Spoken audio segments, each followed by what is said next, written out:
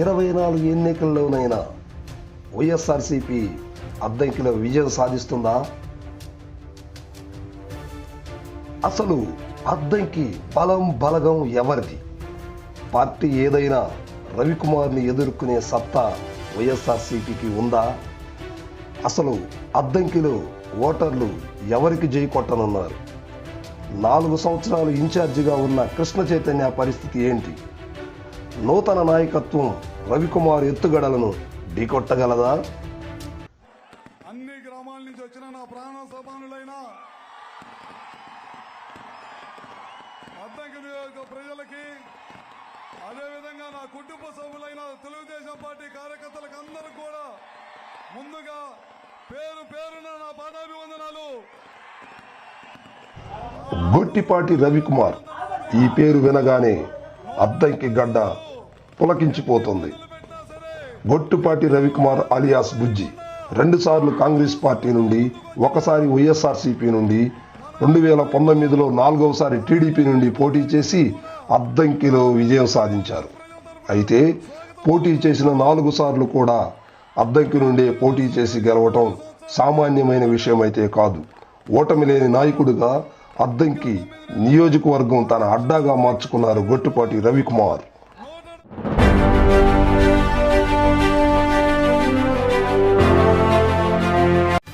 బాచిన కృష్ణ చైతన్య మాజీ ఎమ్మెల్యే బాచిన చెంచుగరటి గారి రాజకీయ వారసుడు.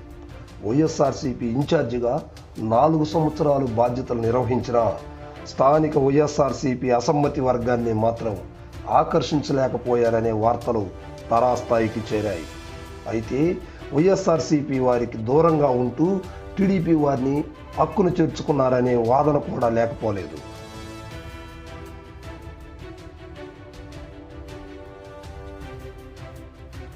అద్దంకి పట్టణంలో అంబేద్కర్ విగ్రహం దగ్గర మేదరమెట్ల గ్రామానికి చెందిన పలువురు మహిళలు వైసీపీ ఇన్ఛార్జ్ బాచిన కృష్ణ చైతన్యకు వ్యతిరేకంగా అసంతృప్త నేతలతో కలిసి నిరసన కార్యక్రమం చేపట్టారు. కారణం ఏంటంటే పంగులూరు మండలంలోని జాగర్లమూడి వారి పాలెం కోఆపరేటివ్ సొసైటీలో కార్యదర్శిగా పనిచేస్తున్న అశోక్ అనే యువకుణ్ణి అక్రమంగా తొలగించి అతనిపై కేసులు నమోదు చేయించడంలో ఇన్ఛార్జ్ కృష్ణ చైతన్య హస్తం ఉండటమేనట.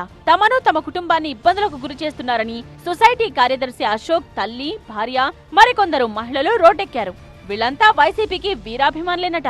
ఆందోళనకు దిగిన మహిళలకు ఇన్ఛార్జ్ కృష్ణ చైతన్య వ్యతిరేక వర్గం సపోర్ట్ ఉందట. కృష్ణ చైతన్య ప్రోద్బలంతో అద్దంకి రూరల్ సీఐ రోసయ్య మహిళలని కూడా చూడకుండా అసభ్యంగా మాట్లాడటంతో పాటు తన కొడుకు అశోక్ ను ఇబ్బందులకు గురి చేస్తున్నారని ఆమె వాపోతోంది.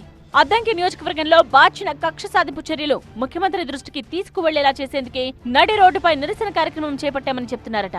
CM sir, save Addanki, save కార్యకర్తస్ అని ప్లకార్డులు పట్టుకుని కన్నీరు మున్నీరయ్యారు.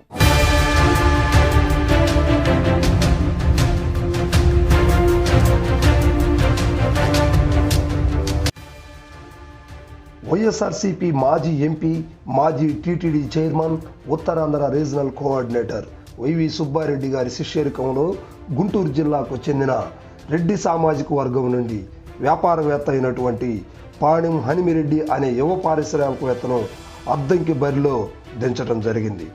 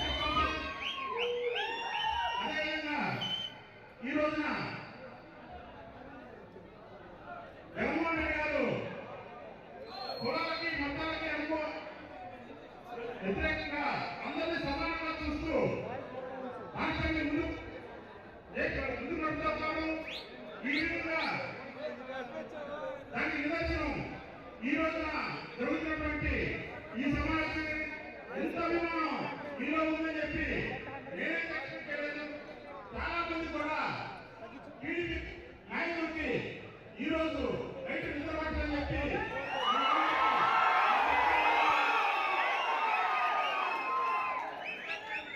మరి ప్రత్యర్థి అయిన గొట్టుపాటిని ఢీ కొట్టే సత్తా నూతన నాయకత్వానికి ఉందా? మరి అద్దంకిలో వైవీర్ రాజకీయ సదరంగంలో గెలిపెవరిది?